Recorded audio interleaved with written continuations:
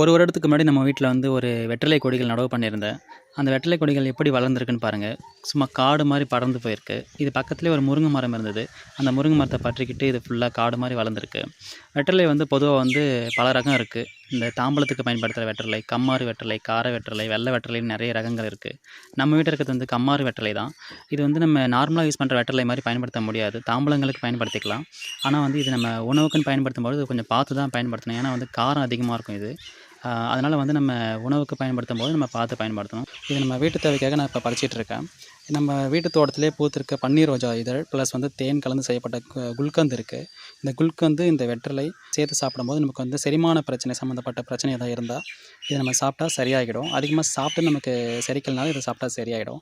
இந்த குல்கந்து எப்படி செய்யறது, பன்னீர் ரோஜா இதழில் செய்யறதுன்றது நம்ம தொடர்ந்து நம்ம சேனலில் பார்ப்போம். அதுக்கு நம்ம சேனலை மறக்காமல் சப்ஸ்கிரைப் பண்ணிக்கோங்க. ஃபாலோ பண்ணுங்கள், லைக் பண்ணுங்கள், ஷேர் பண்ணுங்கள். நன்றி.